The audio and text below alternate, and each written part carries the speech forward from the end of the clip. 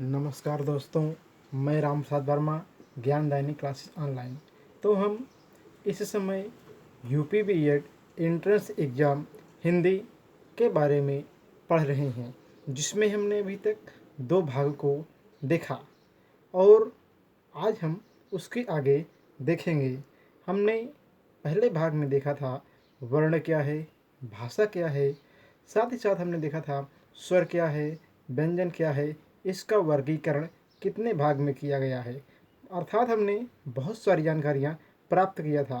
भाग 2 में हमने देखा था स्पर्श व्यंजन क्या है, संयुक्त व्यंजन क्या है, मतलब बहुत सारे, या ऊष्म व्यंजन क्या है, इन सब के बारे में हमने पढ़ा था। उसी के क्रम में आज हम आगे पढ़ेंगे और आज जो पढ़ेंगे वो रहेगा आपका कि व्यंजन का वर्गीकरण बाह्य प्रयत्न के आधार पर। व्यंजन का वर्गीकरण बाह्य प्रयत्न के आधार पर क्या हम पढ़ेंगे? बाह्य प्रयत्न प्रयत्न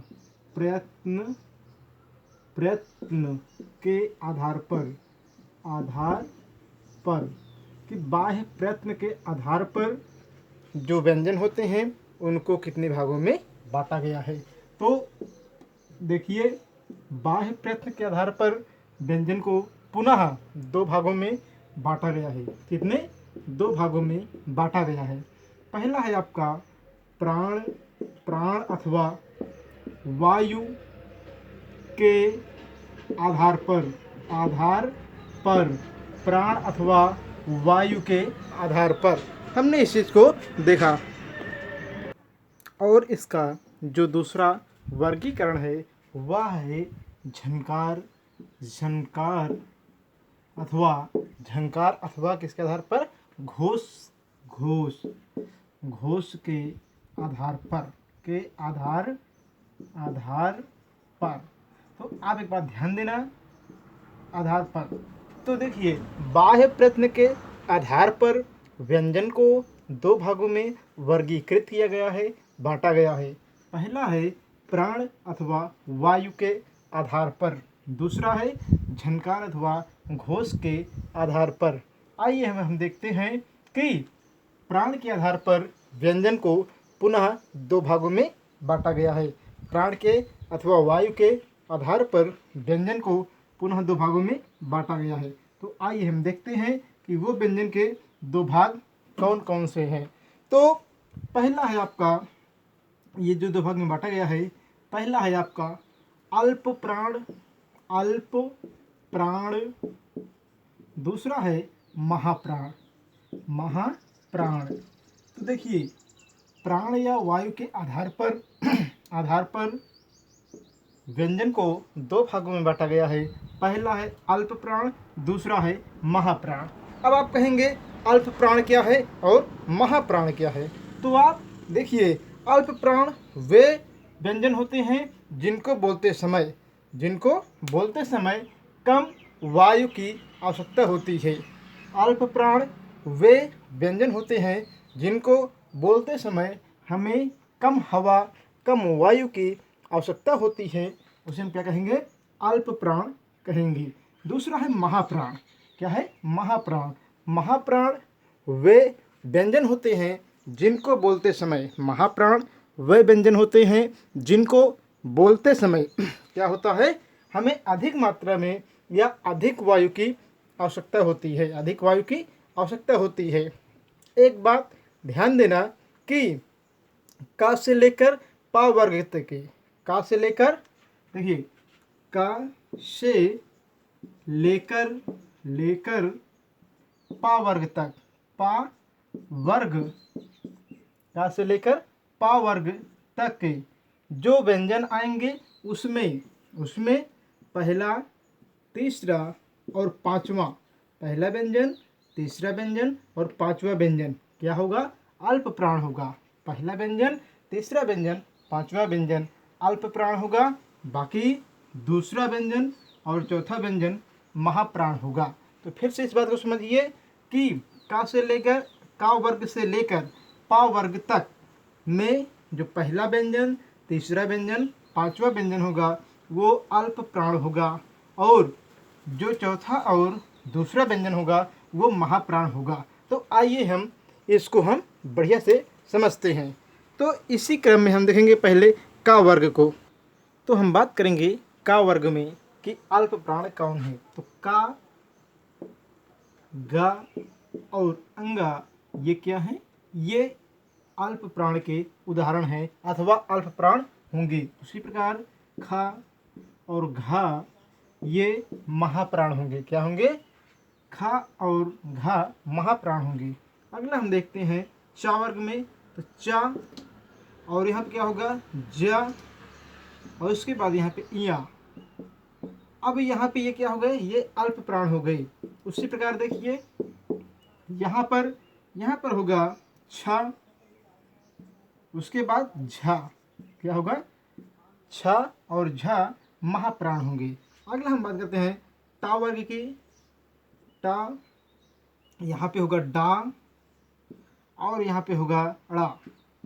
ये किस वर्ग में आएंगे, ये आएंगे आपके अल्प प्राण में। महाप्राण में कौन कौन आएगा, देखिए महाप्राण में आएगा आपका ठा, उसके बाद ढा, ये आएंगे आपके। तो ये महाप्राण है और ये अल्प प्राण है। फिर आते हैं हम ता वर्ग। ये ता है, ता वर्ग में उसके बाद हम कहेंगे ता यहाँ होगा, था यहाँ कर दीजिए, दा यहाँ, धा यहाँ कर देंगे। तो ये आपके पास हो गए बचा ना। तो ना आपका यहाँ आ जाएगा। ये भी किसका उदाहरण है, ये है ता, दा, ना अल्प प्राण है और दूसरा था और धा महाप्राण है। लास्ट में हम देखते हैं आपका पा वर्ग। पा यहाँ पे लिखेंगे फा, फिर बा, भा और ये माँ।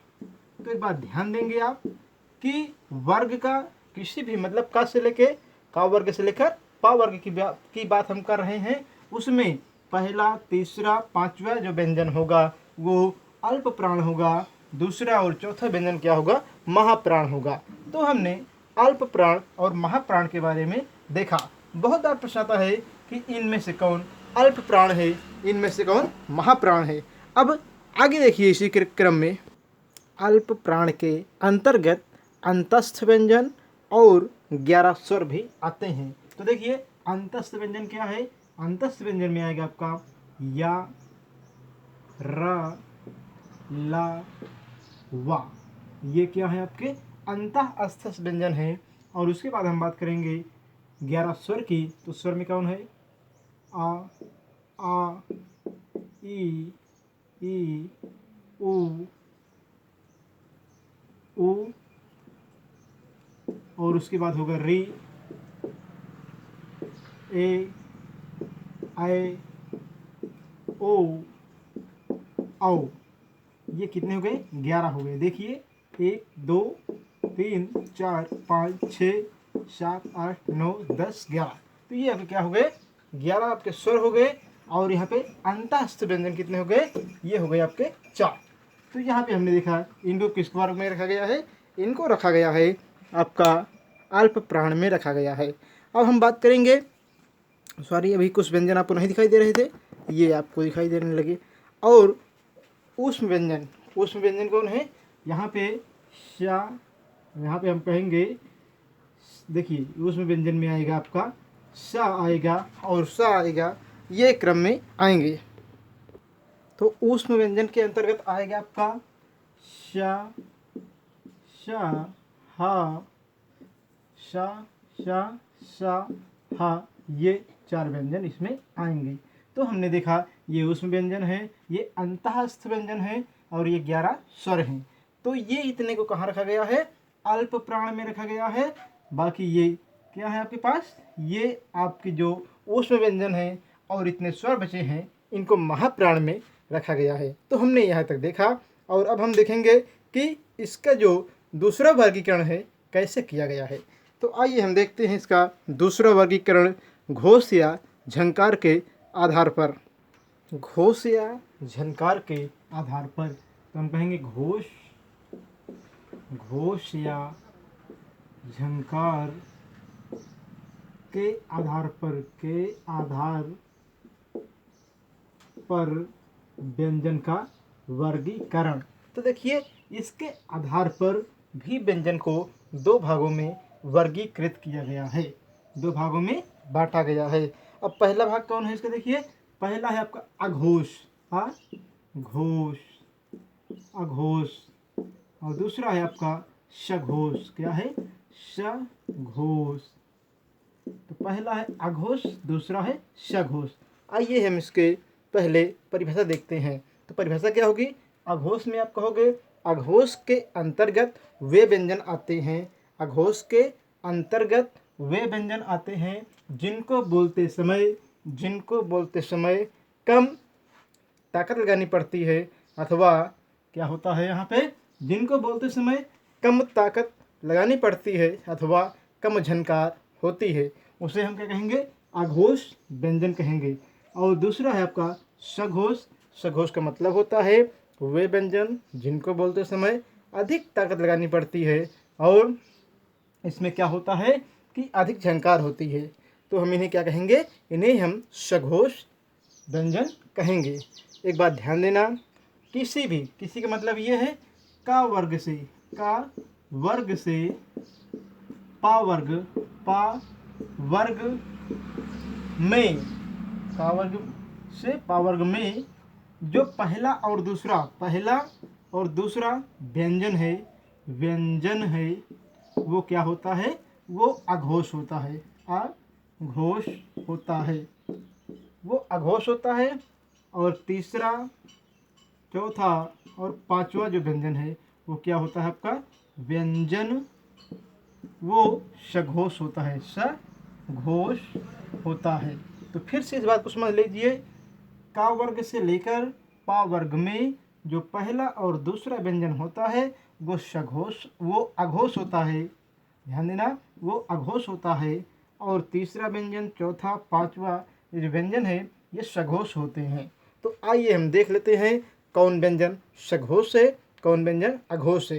एक बार इसकी परिभाषा को हम फिर से समझ लेते हैं। आप कहोगे कि अघोष व्यंजन वे व्यंजन होते हैं जिनको बोलते समय कम ताकत लगानी पड़ती है, कम झनकार होती है, उन्हें हम अघोष व्यंजन कहते हैं। सघोष व्यंजन वे व्यंजन होते हैं जिनको बोलते समय अधिक ताकत लगानी पड़ती है या अधिक झनकार होती है, उसे हम सघोष व्यंजन कहते हैं। तो आइए हम इसे विस्तार पूर्वक समझते हैं।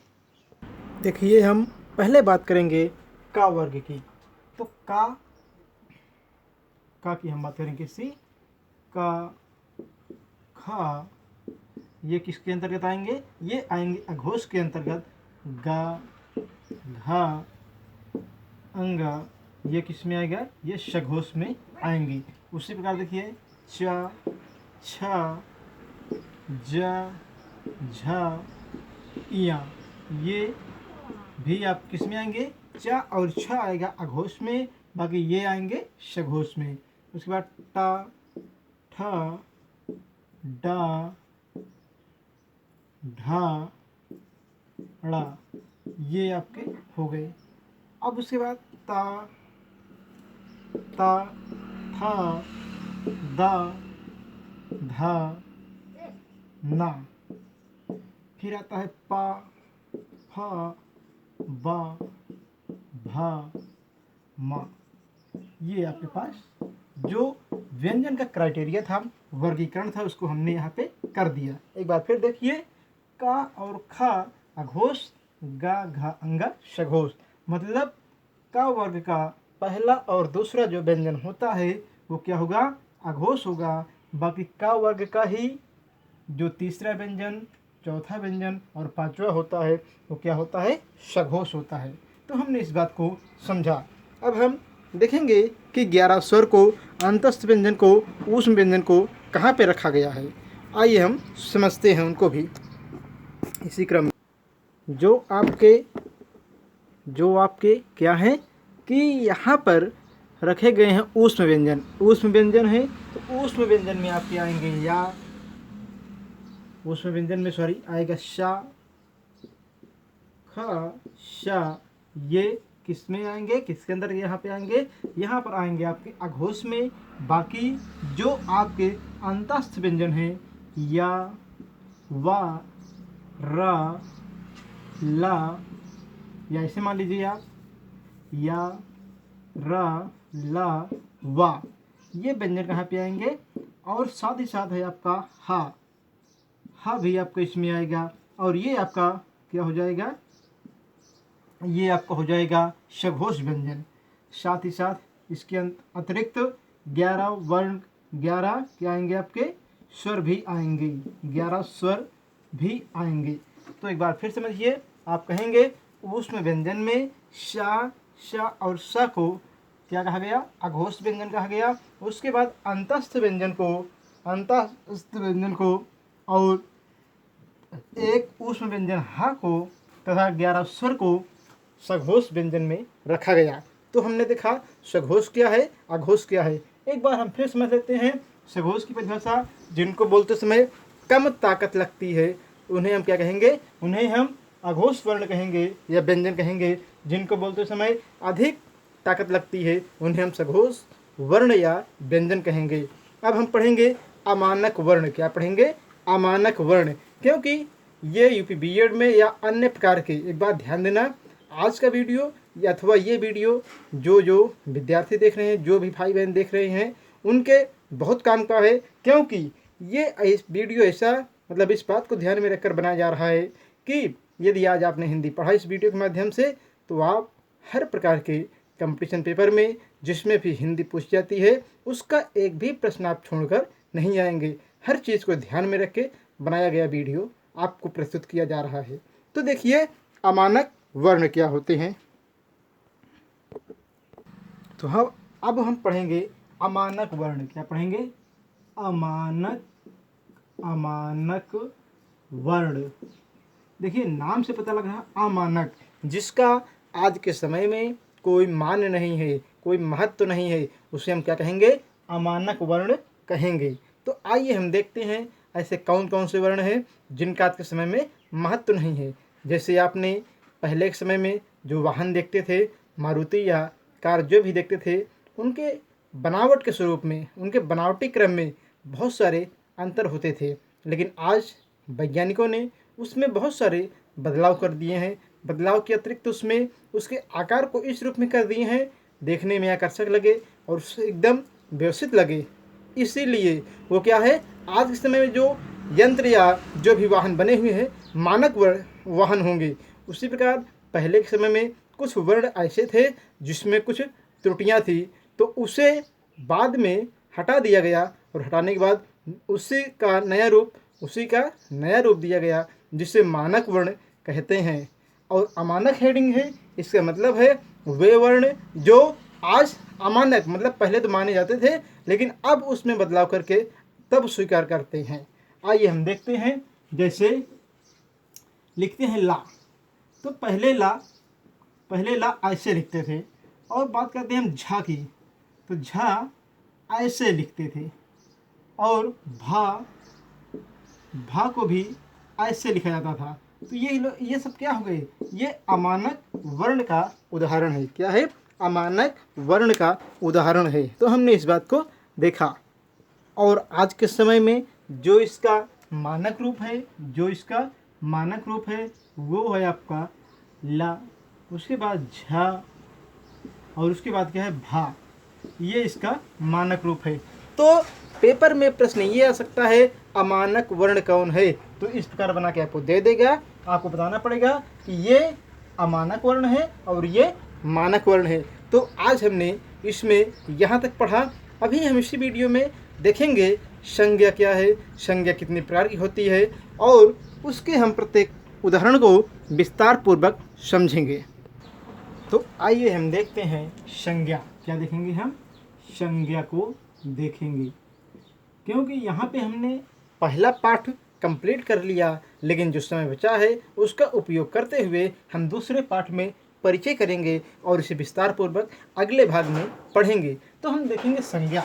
संज्ञा तो आप लोग छोटी क्लास से देखते चले आ रहे हैं कि किसी व्यक्ति, स्थान या विशेष जो नाम होते हैं, नदियाँ कुछ भी होती हैं, उसी को हम क्या कहते हैं, संज्ञा कहते हैं। तो संज्ञा की परिभाषा जो है आप कहोगे किसी व्यक्ति, वस्तु, स्थान या भाव आदि को हम क्या कहते हैं, संज्ञा कहते हैं। लेकिन यहाँ पे आपको संज्ञा की ऐसी परिभाषा, ऐसा तरीका, ऐसा ट्रिक दिया जाएगा कि आपको आसानी से संज्ञा याद हो जाएगी। मान लीजिए आप गए हैं मेले में, तो मेले में क्या है, मेले का दृश्य आप देख रहे हैं, तो वहाँ पर क्या है, बहुत सारे लोग इकट्ठा हुए हैं, तो वो भी एक संज्ञा का उदाहरण है। उसी प्रकार आप घर में कोई सामान देखते हैं, वस्तु, वो भी संज्ञा का उदाहरण है। आप मान लीजिए किसी पहाड़ी पे गए हैं, कहीं घूमने टहलने गए हैं, तो पहाड़ी की बनावट कैसी है, या पहाड़ी पे आप गए हैं, तो वो भी संज्ञा के अंतर्गत आती है। और हम लोग, काफ़ी लोग तो ये जानते हैं संज्ञा के 5 प्रकार होते हैं, लेकिन जिनको नहीं पता है वो एक बात ध्यान देंगे, संज्ञा 5 प्रकार की होती है। आइए हम समझते हैं कि संज्ञा का प्रकार क्या है। पहला है आपका व्यक्तिवाचक, व्यक्तिवाचक संज्ञा, वाचक संज्ञा, व्यक्तिवाचक संज्ञा। दूसरा है आपका जातिवाचक, जातिवाचक संज्ञा, जातिवाचक संज्ञा। तीसरा है आपका भाववाचक, भाववाचक संज्ञा, भाववाचक संज्ञा। और ये जो भाववाचक संज्ञा है ना, ये बहुत महत्वपूर्ण है अपने आप में, क्योंकि इससे ये बहुत कठिन और बहुत आसान प्रश्न बनते हैं। लेकिन कभी कभी क्या होता है, जो विद्यार्थी होता है वो समझ नहीं पाता है और इससे काफ़ी प्रश्नों को गलत करके आता है। इसलिए यदि आप साथ में जुड़े रहेंगे तो आपको मैं पूरा उम्मीद के साथ कहता हूँ कि आप एक भी प्रश्न गलत करके नहीं आएंगे। तो अगला जो है इसका, वो चौथा संज्ञा का प्रकार है समूहवाचक, समूहवाचक संज्ञा, संज्ञा। और लास्ट में है द्रव्यवाचक, द्रव्यवाचक संज्ञा। तो ये हमने देखा कि संज्ञा 5 प्रकार की होती है। पहला है व्यक्तिवाचक संज्ञा, दूसरा है जातिवाचक संज्ञा, तीसरा है आपका भाववाचक संज्ञा, चौथा है समूहवाचक संज्ञा और पांचवा है आपका द्रव्यवाचक संज्ञा। इस चीज़ को देखा। अब हम इसके बारे में विस्तार पूर्वक पढ़ेंगे अगले भाग में। आज यहीं तक। लेकिन एक बात ध्यान देना, वीडियो को पूरा देखना, समय दीजिएगा। यदि आप समय देंगे तो आपको ज्ञान मिलेगा। तो दोस्तों आज यहीं तक, इसके अगले भाग में पढ़ेंगे। जय हिंद, जय भारत।